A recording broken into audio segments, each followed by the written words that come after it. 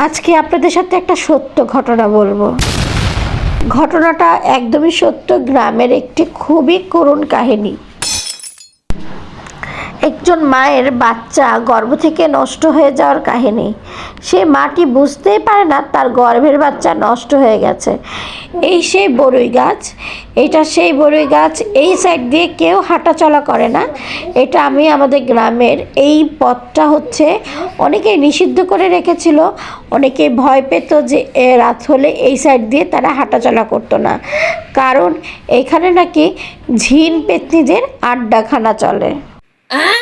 বলতেই পারো তাহলে আপনি কি করছেন? আসলে আমি এগুলো মানি না, শহরের মানুষ এগুলো মানে না। তবে অনেকেই মানে, আমার পরিবারের সবাই মানে, শুধু আমি ছাড়া। কারণ তাদের চোখের সামনে এগুলো ঘটেছে অহরহ। একটা কাহিনী শুধু আপনাদের সাথে শেয়ার করব, সেটা হচ্ছে একটা মহিলা প্রেগনেন্ট ছিল।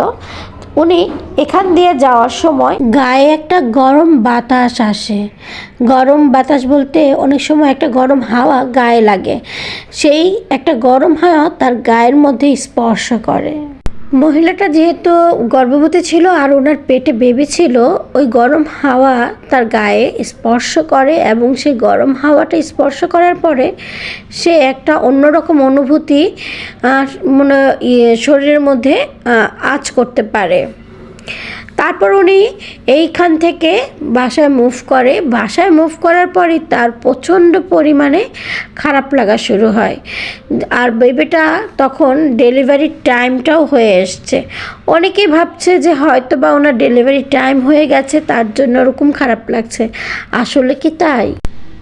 প্রায় সন্ধ্যা হয়ে গেছে। এই টাইমে আমাদের গ্রামের ভাষা বলে দাইবেটিকে খুঁজে পাচ্ছিল না মহিলাকে। তো ওখান থেকে নার্সও অনেক দূরে। তো অনেক কষ্ট করে একজনকে দৌড়ে গিয়ে দাইবেটিকে নিয়ে আসে। তখন খুব ঝড়ের রাত। তো উনি আসার পরে দেখে যে অবস্থা বেশি ভালো না। তাড়াতাড়ি করে যখন ডেলিভারিটা করতে যায়, এর অবস্থা খুব একটা ভালো থাকে না। খুব কষ্টে তাকে ডেলিভারি করানো হয় এবং ডেলিভারি করানোর পরে যে ঘটনাটা ঘটে সেটা খুবই দুঃখজনক।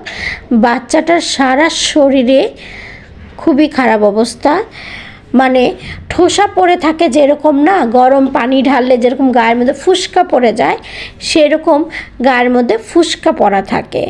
তো এরকম একটা বাচ্চা, এবং অলরেডি বাচ্চাটা মৃত থাকে। তো গরম হাওয়াটা আপনারা বুঝতে পেরেছেন কোথা থেকে লেগেছে।